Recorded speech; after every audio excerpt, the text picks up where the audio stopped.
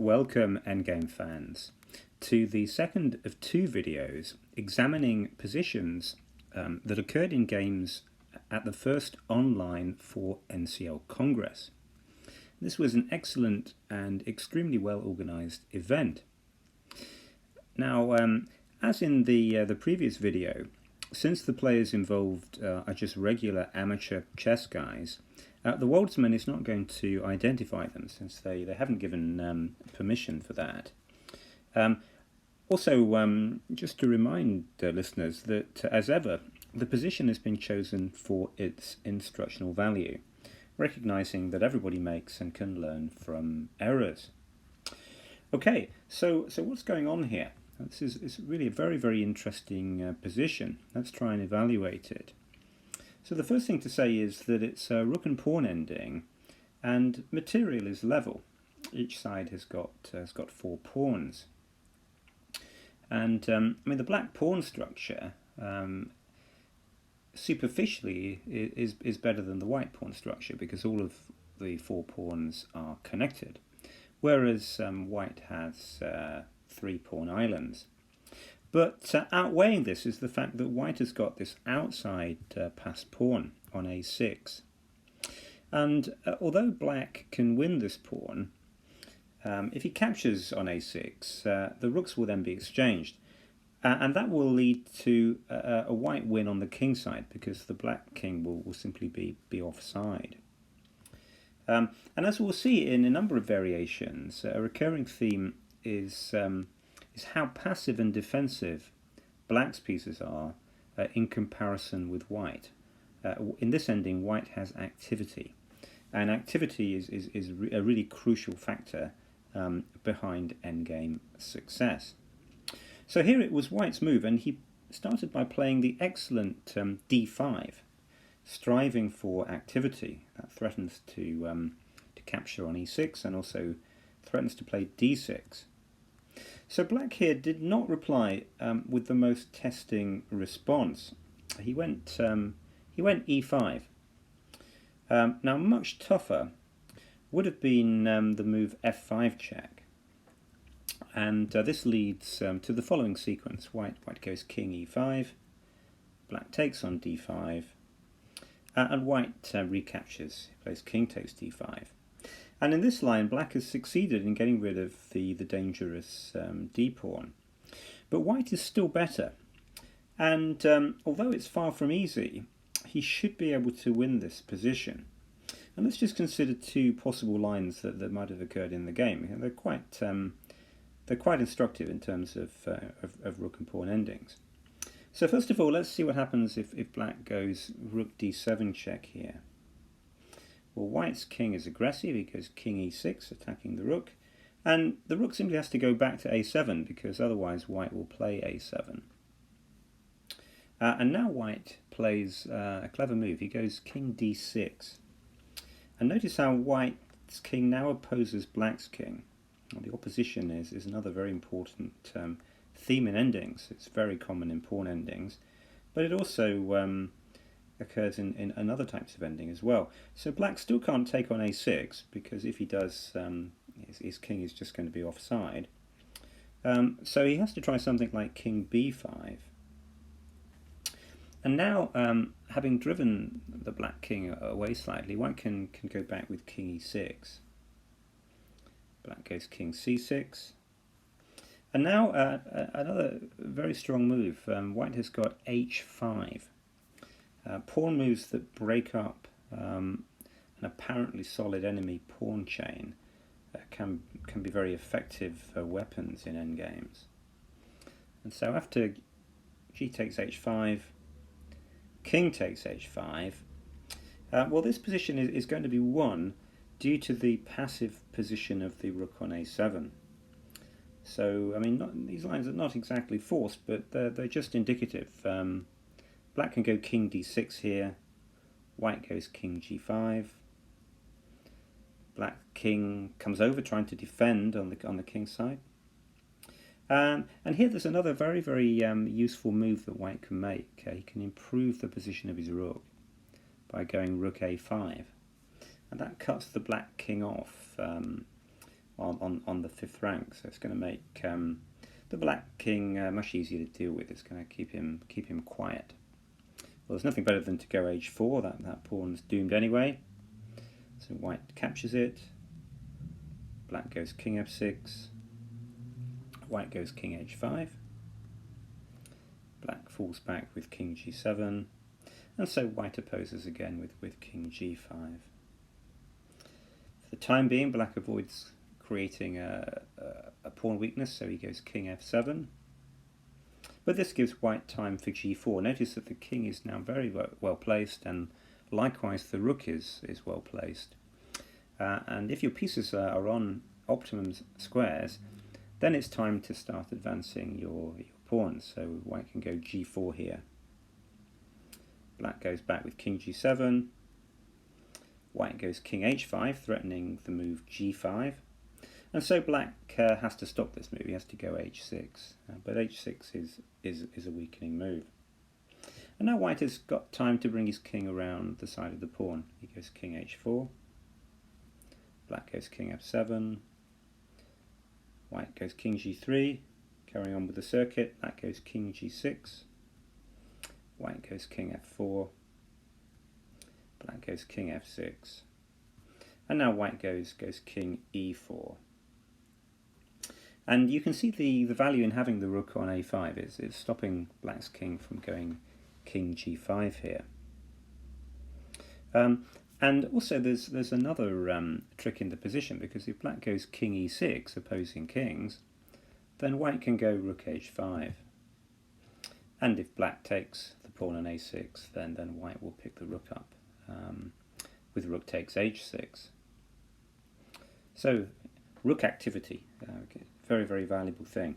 So instead black has to fall back with king e7, and now white takes the opposition with king e5 and puts black in Zugzwang. If the black king goes to d7, white's king penetrates with king f6, and if the black king goes to f7, then white will penetrate with king d6, and he will go after the rook and queen the pawn.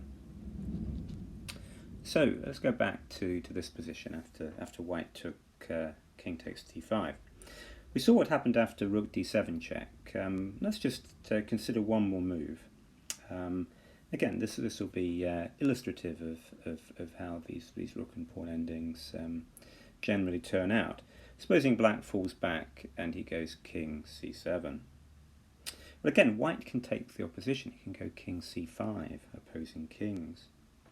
So this time black's going to try a different plan. He's just going to try and hold up the a-pawn with his king, with the idea of releasing his rook for action. So he goes king b8.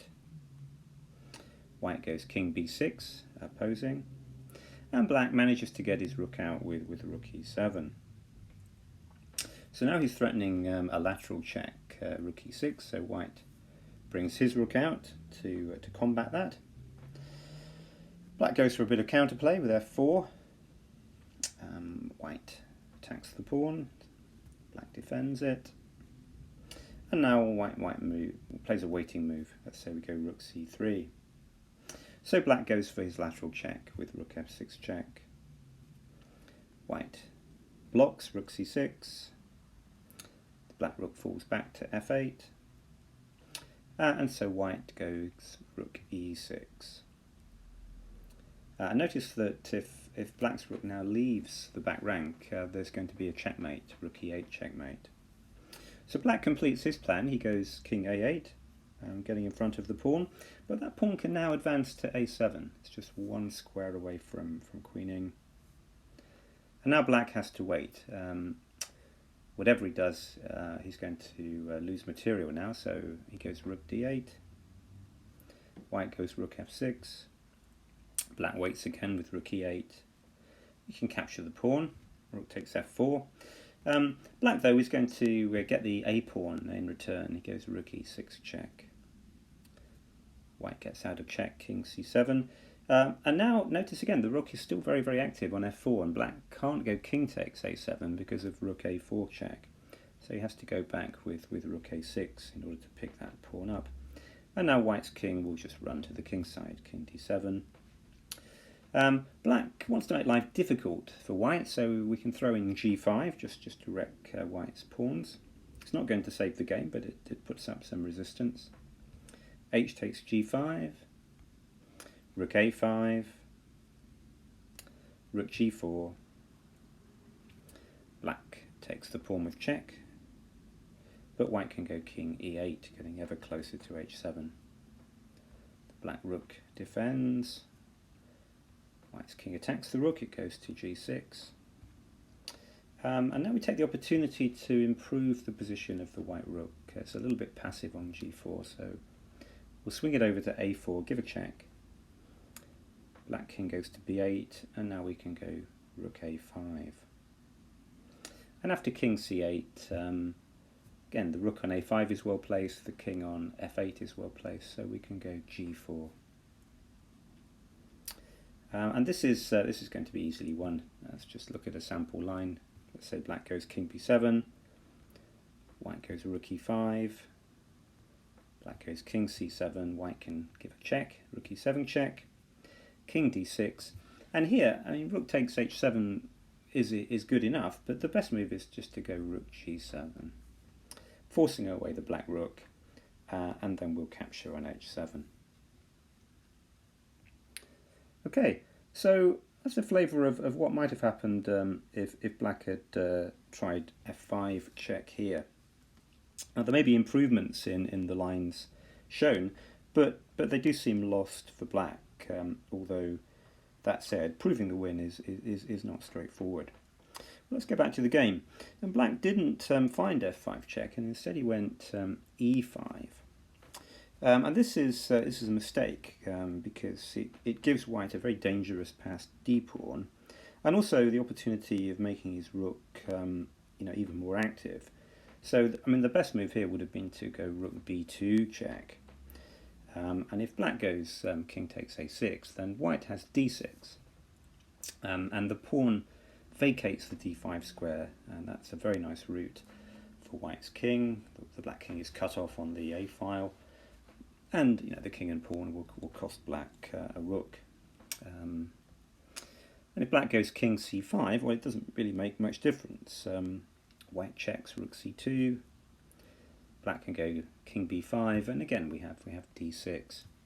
The only difference is that this time the king is cut off, on the b file. And after rook takes a6, white just goes king d5, penetrating, and again the d pawn will cost black a rook. But in the game though, rook b2 check didn't happen, and instead white chose the move g4. And this, after the following sequence, arrived at the key position that attracted the Waldsman's attention to this endgame. Black captured, we had the expected exchange of rooks, and now we had another move breaking up the enemy pawn structure. White went to g5. That was an excellent move.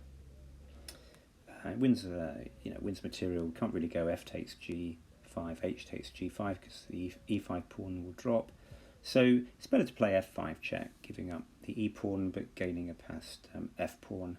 Some hope of counterplay there. White, of course, captures. Black goes king b7. And that forces the king to come forward. And now we've got a pawn race. Black goes f4. And both sides are going to be able to queen. d6 is met by f3, d7 is met by f2. White queens. And black queens. So both sides now have got new queens on the board. So this is a very interesting position. And from here, white played the move queen d7 check. Now this is a mistake because the white king obstructs the queen. Instead, it would have been much better to play queen e7 check when the king and queen cooperate, and we'll see why queen e7 check was such a strong move in a moment. But let's take a look at queen d7 check. Black went king a6. And now white went king e7, and the idea of this move is that it meets queen e1 check, trying to win the pawn on h4, with queen e6 check forcing an exchange of queens, which would be winning. But instead, black played the excellent move, queen f5. It's not possible for white to trade queens anymore. So he went queen e6 check, black went king b5, white went queen d7 check, and here, I mean, black, I guess, could have just gone back, but probably king a5 would have been best. Instead, he played this move king c5. This doesn't lose, but it's not the safest move in the position, because after white went king e8, well, if the black king was on the a5 square, black would be able to go queen e4 check here, but the problem is that in this position, white has queen e7 check, forcing an exchange of queens. So that's why king c5 is a bit dubious. But all is not yet lost, and black can still put up a lot of resistance here with the move queen f3. And this indirectly defends the h-pawn, because if white were to go queen takes h7, then black has queen a8 check. And after king f7, he's got this key move. He can go queen d5 check. And after white takes, he goes queen e4 check. And although white is 2 pawns up here, the game is going to end in a draw. The white king needs to protect the queen, so he has to go, let's say, king g7. And black can go queen d4 check. And after king g8, he can go queen d8 check. And it turns out that there's just no way of escaping from the checks.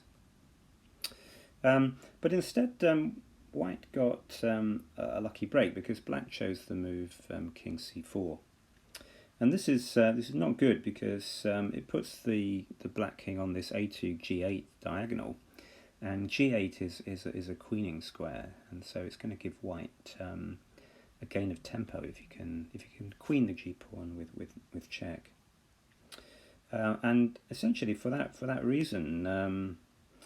Queen takes f5 would be winning here.